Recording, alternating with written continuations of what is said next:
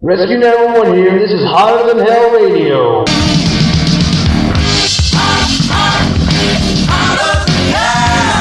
You know she's gonna leave you well done. Hotter than hell. Burning like the midday sun.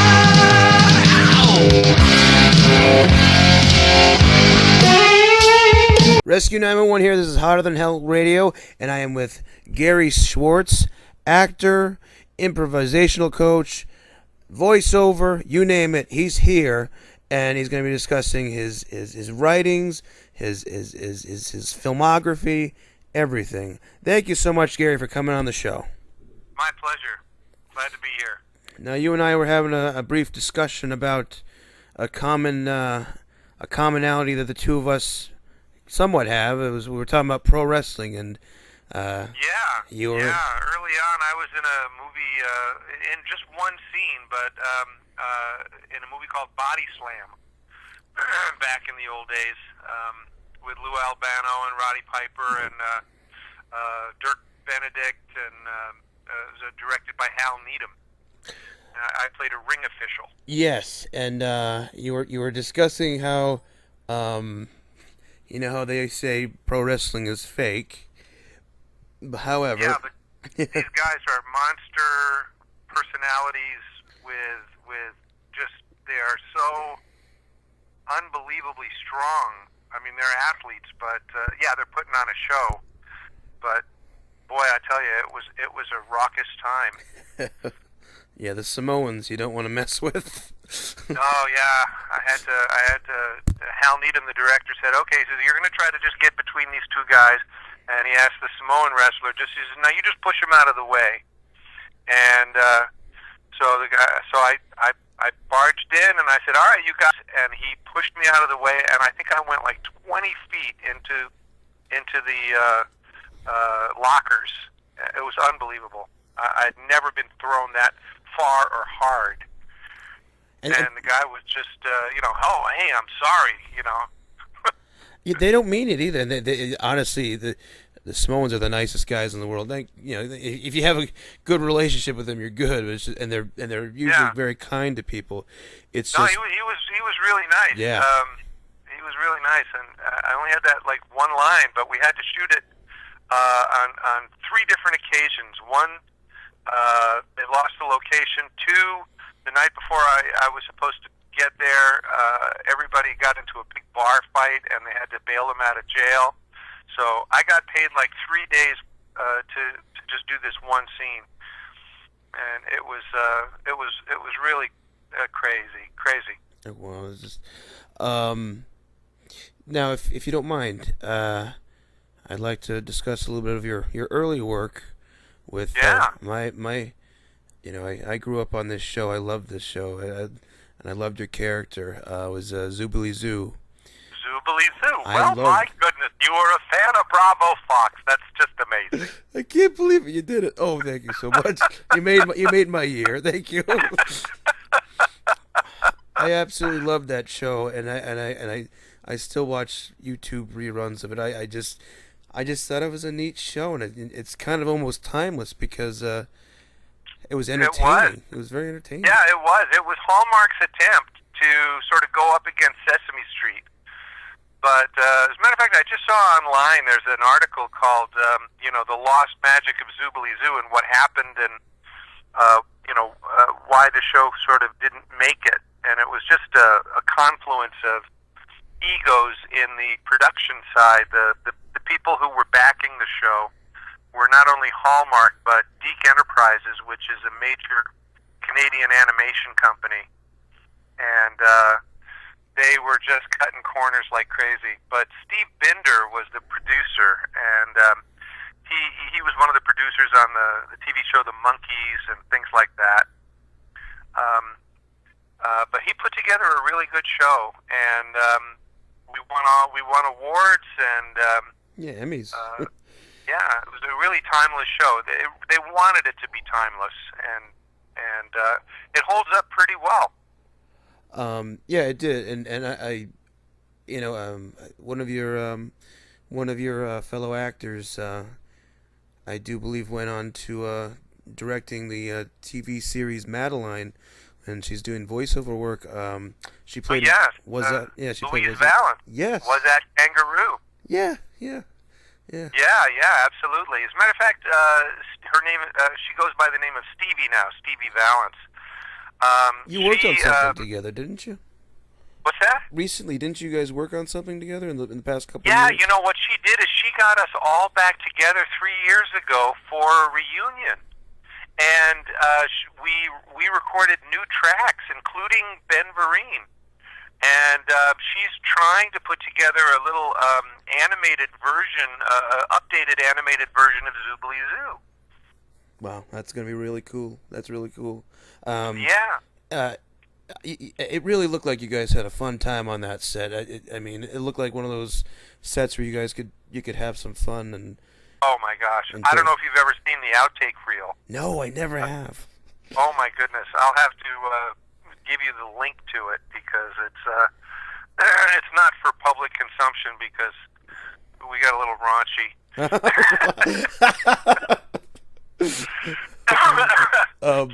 It was so fun. They let us improvise like crazy, and I was always whenever they didn't yell cut at the end of a scene, I just kept going and came up with a lot of funny stuff. Wow, that must have been a fun time.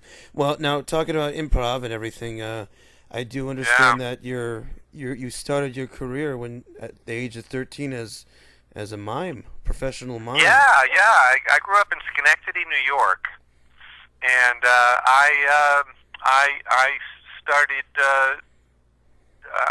Basically, I got involved in a mime troupe when I was about 13 years old, and in New Paltz, New York, and I had no idea what I was doing other than the director liked the way I moved, and so I kind of went down and joined this teenage mime troupe, and he got us a job opening and entertaining the crowds for Pete Seeger and Arlo Guthrie and Don McLean on the Clearwater sloop. No way. Which was going up and down the Hudson River, cleaning up the Hudson in the 60s. So our first job was performing in front of thousands of people. Wow. As these folk festivals would get, they'd be amassing all of these crowds. They needed stuff to keep them occupied while the show was getting ready to go. So that's what I did for a whole summer, is performed pantomime, and I wrote my own pantomimes, and really, decided that's what I want to do, is perform. So I became interested in performing, and later on, for various reasons, I made my way out to California, and actually was one of the lucky ones who started a career, got a career going, starting with pantomime. Well, and Gary, mimes get so people don't really realize how important miming is. Robin Williams he did mime, and look at him. Oh, yeah. And it really looks like it appears what it does. It really exercises the mind of different possibilities, and that's the thing that I always thought. A good mime is a terrible thing to waste. It's true, it is true. So that's good. And we did mime in the 60s before sort of mimes became these sidewalk pests, Yeah. Yes. Yeah, well, I never understood what that was. Was it more of theater students practicing their craft, or No, you know what it was? When mime became popular, because in the 60s, Marcel Marceau was probably the greatest, proponent of pantomime. A lot of mimes started popping up, and it's a study of body movement, and it's a pretty serious art form. But there's a lot of people who just sort of imitate the imitators, and they never really got the whole beauty and poetry of body movement, and they just were basically silent. Everybody could put on whiteface and try to be funny. It sort of lost its shine in the 70s, and that's about the time in the late 70s when I decided that 13 years of being a mime, I was ready to start talking. Yeah. And that's when I started studying acting more seriously. But mime stood me in good stead throughout my whole career. Yeah, and it's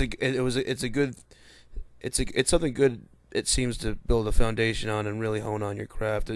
Yeah. And I got a lot of interesting jobs because I could move well. When I started acting, and I was an extra in a lot of different things when I first started acting, I was the guy that could put inside suits and animate them.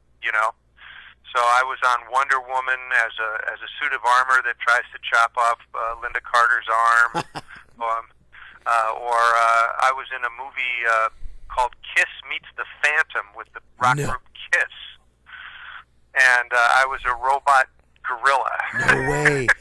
Okay. So this is how I'm kind of nerdy in a way. I have the original VHS of that made-for-TV special. Of Kiss Meets the Phantom? Kiss Meets the Phantom, and you can't. Oh my God! You can't find it anywhere. And I had no. and I remember they did a documentary on Kiss Meets the Phantom, and it was the VH1 Behind the Music thing, and Paul Stanley was like, yeah. Ace Frehley was barely there, and we just got somebody to dress up like Ace Frehley. And my God. I guess Peter Criss was like inebriated half the time, so they. Oh yeah, he just didn't. And Gene Simmons was a kick. Yeah. They were, they did not take what they were doing seriously, and why should they? It was a movie of the week, shot at Magic Mountain and I was in this rubber gorilla suit in 80-degree weather. Must have been painful. It was murder. Oh. But those are the early days. You pay your dues. Yeah. Now, from what I gathered, you were also in Quest for Fire. Again, it was because of having the ability of being a mime. In Quest for Fire, the original idea for Quest for Fire was they really wanted to make an authentic movie about prehistoric man, and they knew that there wasn't going to be a lot of language because early man really wasn't, sophisticated linguistically. Correct.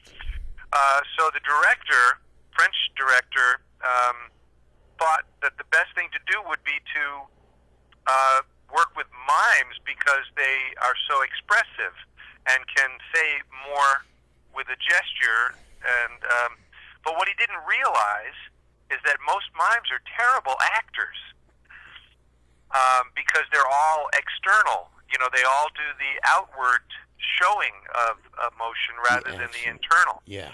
But I had mime background, and I went on the audition, but I was also at the same time studying improvisational acting with Viola Spolin, the woman who invented improvisation in America. She and her son Paul Sill started the Second City in Chicago in the 50s. And she was my teacher, so I was learning acting skills. And so that when I went on this audition with other mimes, I sort of stood out from the crowd as, and then they decided, well, let's go with people who are good actors who can move well rather than with mimes. They sort of, but by that time I was already cast, so I got lucky.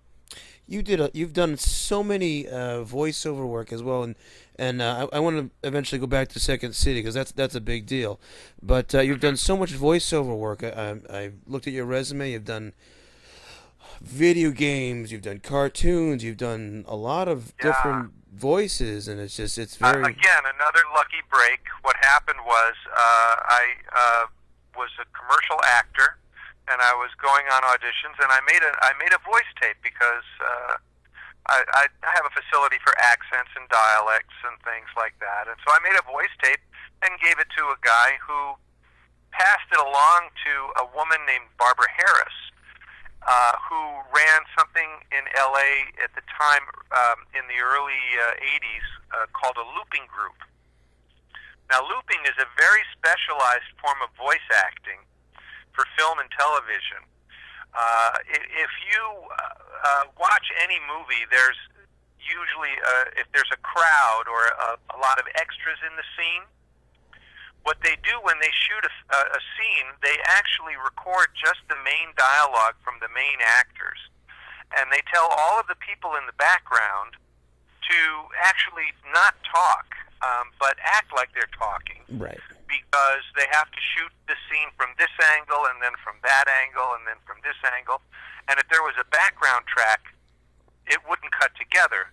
And so what they do is they say, once we cut the film together, we'll bring in a bunch of improvising actors who will replace your voices and put your dialogue back in.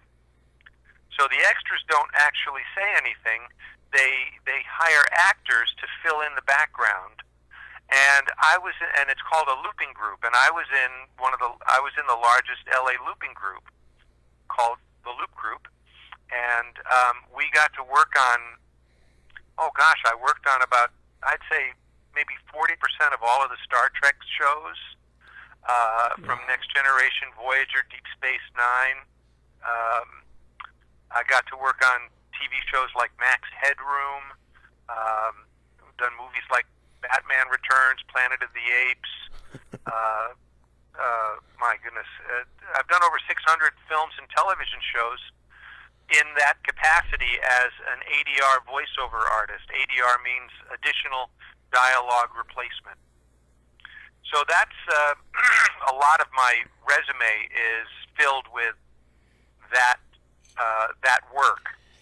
But the nice thing is the directors often want their backgrounds to sound authentic, so they actually direct the looping sessions, the voice sessions.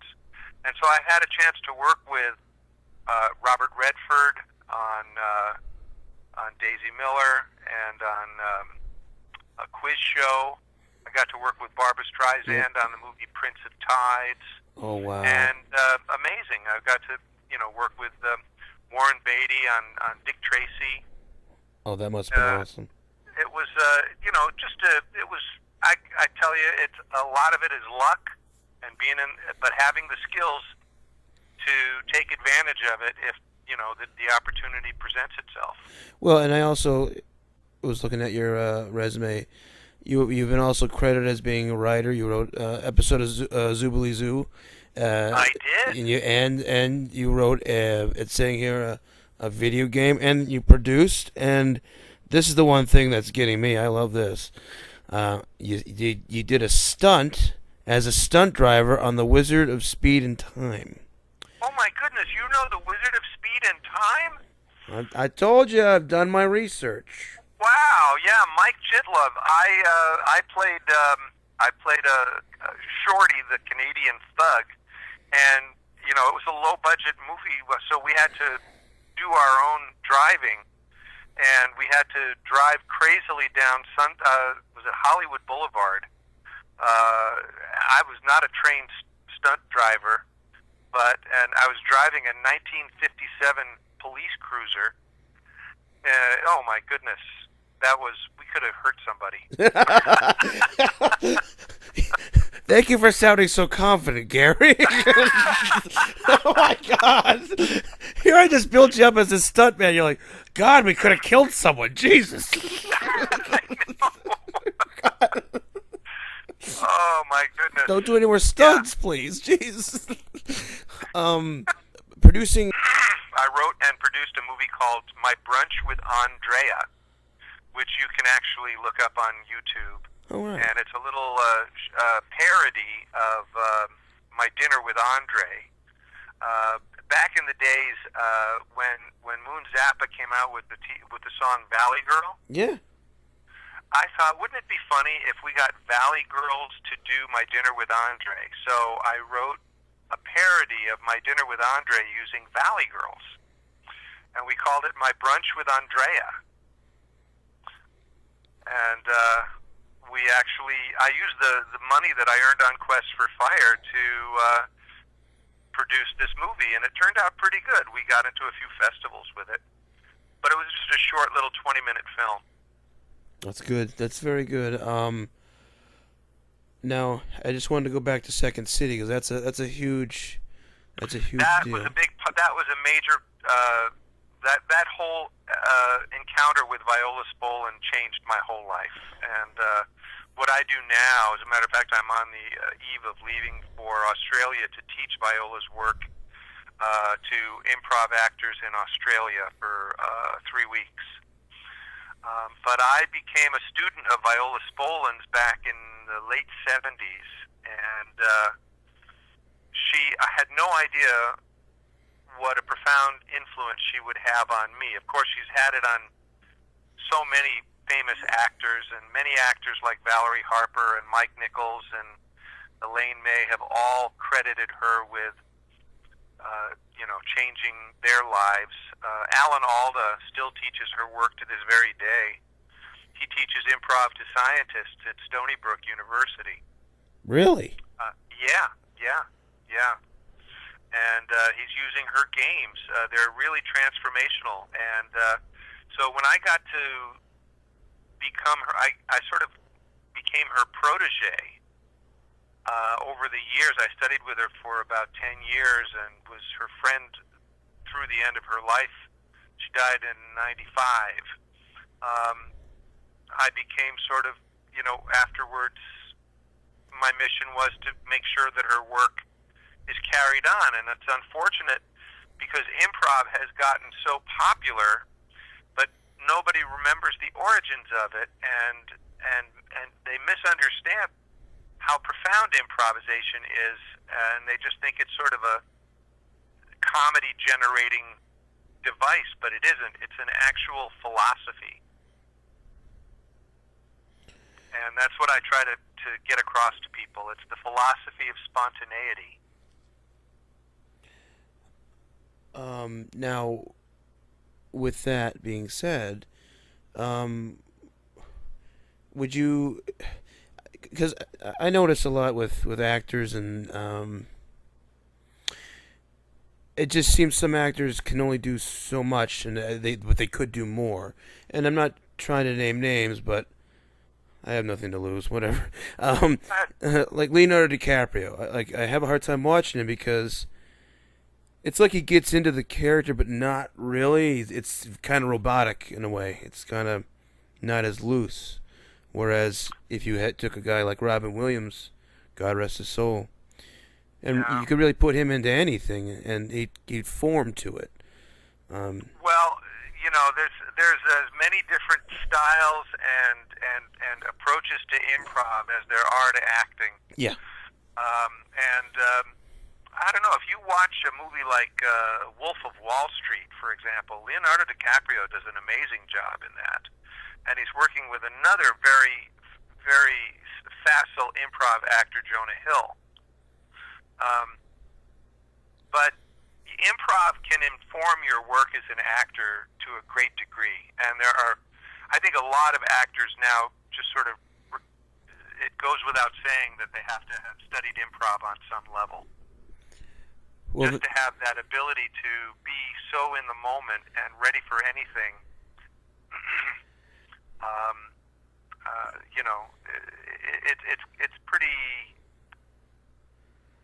It's pretty amazing to watch a good improv actor. But I'll tell you, when Robin Williams, and I got to know him a little bit from an improv workshop that I was attending early on before I discovered who Viola Spolin was. Yeah.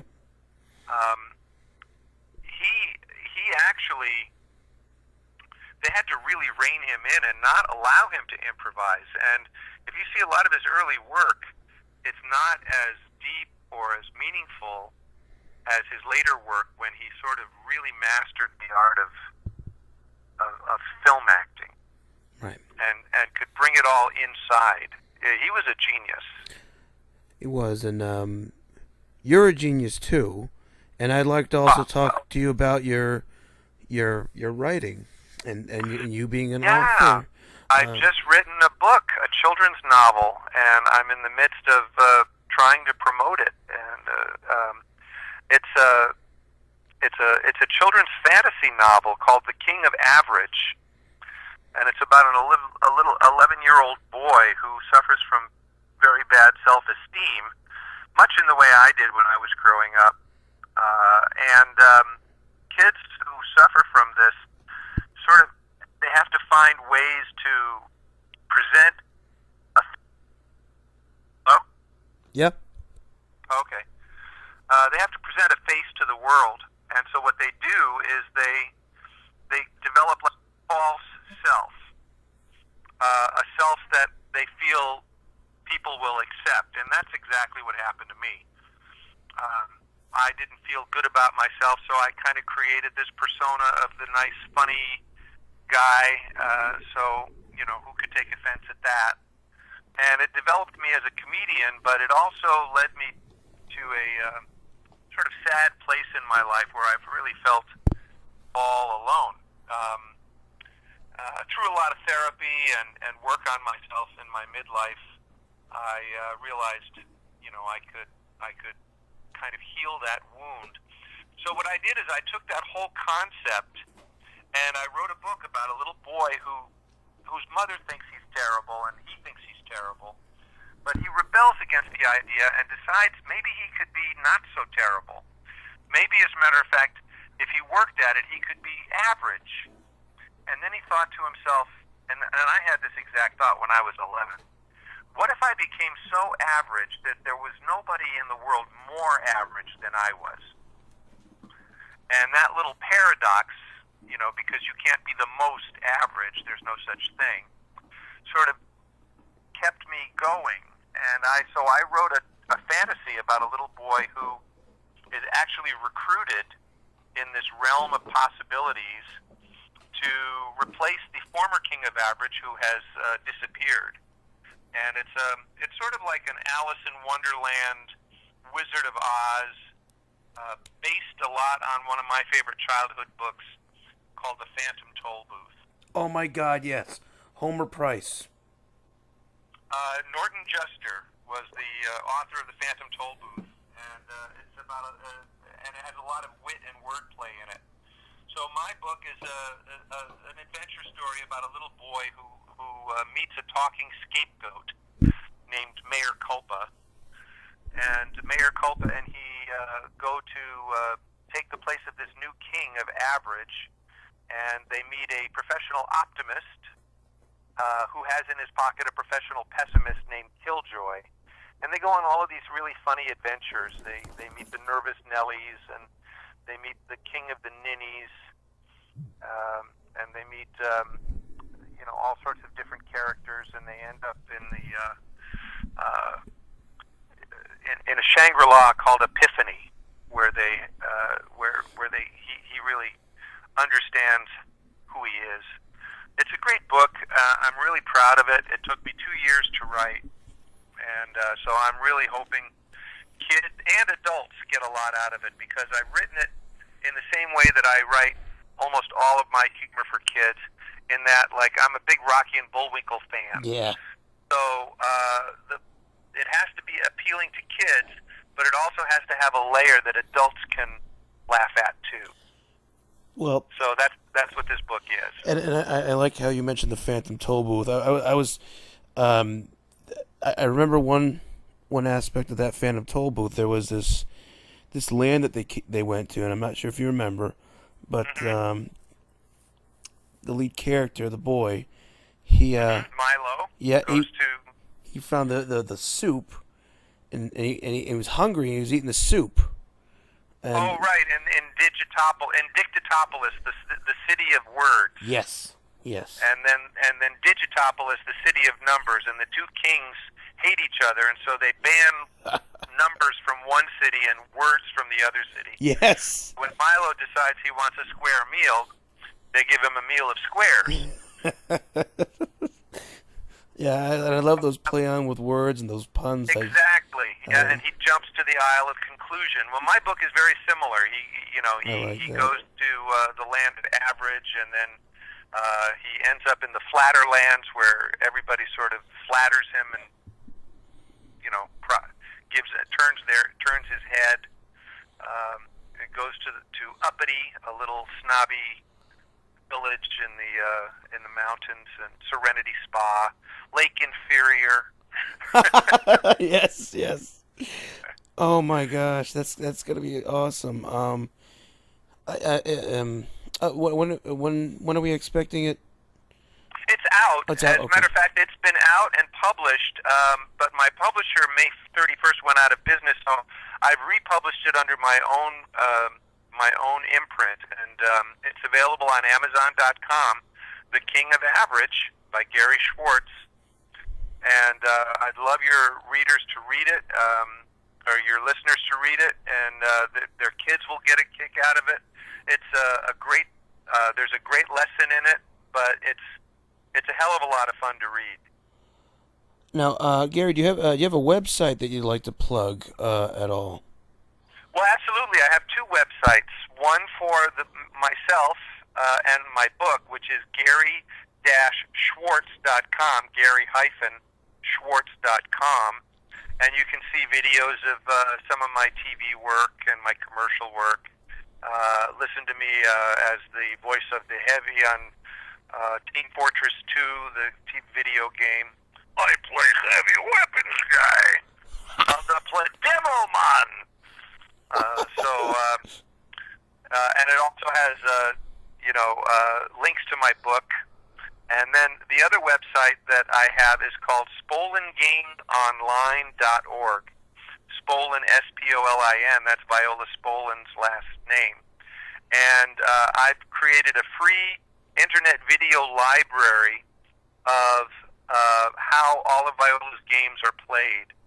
And I was part of an improv company for about 30 years down in L.A., and so there's some really funny videos on that website. There's over 50 videos. If you're going to be a serious student of improv, I recommend you go there. Wow. Well, that's very generous of you, Gary. This has just been an amazing conversation, and we've touched upon so many subject matters. I'm all over the map. What Heck, can I tell you? I never thought I'd have a conversation about miming. You know, it's funny though. I saw this. I'm a huge fan of silent films. In fact, I'm going to be directing a silent film series later on this summer. I love silent film. I think it's if it's done right, it can be done. Oh yeah. So Did you ever see Mel Brooks' silent I was movie? about to mention, and the only person that had a line was Marcel Marcel. Yes, and you can see he overacts it. Yeah. Yeah, he does. No. Yeah, no. My favorite scene in that movie was Dom DeLuise wanted to get something to drink, a soda. Uh-huh. And he put the money in the soda machine, and of course it shoots out the wrong way, and he doesn't find it, and it was just perfect timing with just something so simplistic, but he made it such a big deal. Dom DeLuise, a big hero of mine. I actually got to work with Mel Brooks on a movie that he did called Life Stinks. Life Stinks. Which is not one of his better efforts, but it's about a billionaire who becomes on a bet becomes homeless. Oh, almost like Trading Spaces with the. Yeah, it is. Yeah. It's very much like that, and it's actually not a bad movie, but it just he was trying to make fun of homelessness and it just backfire. Sometimes he can go overboard. Yeah. No. But Well, I'm very happy to have met the man.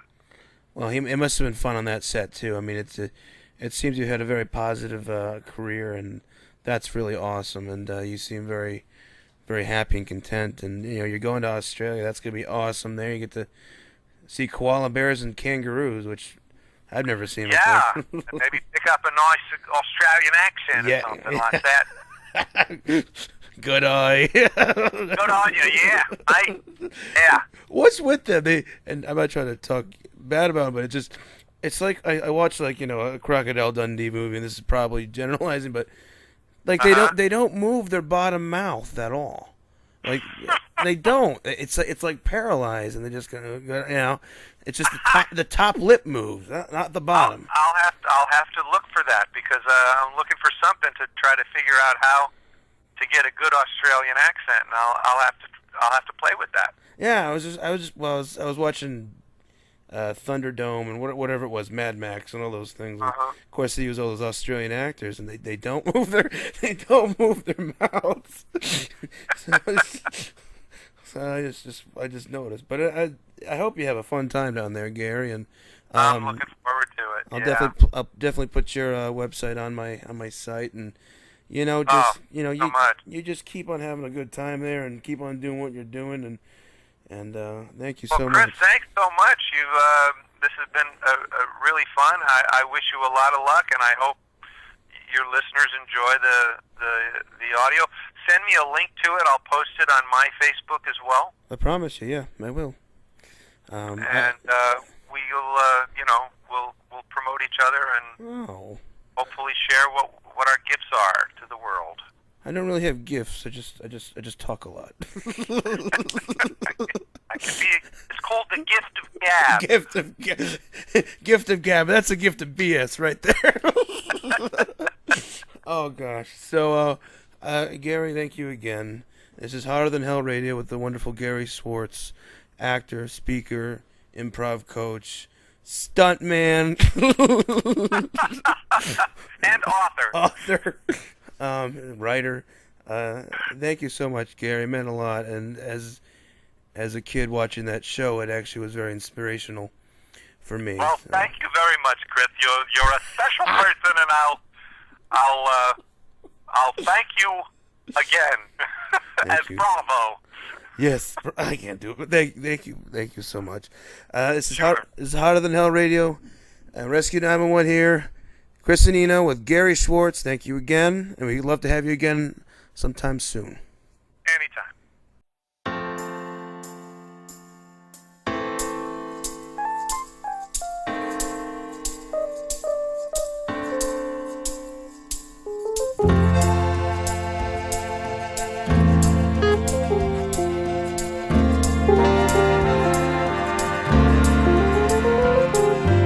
Wake up and the craziest dream. We hatched the craziest scheme. And sure enough, you're here asleep beside me. When the perfect drug, it runs through both of our bloods. I'm such a sucker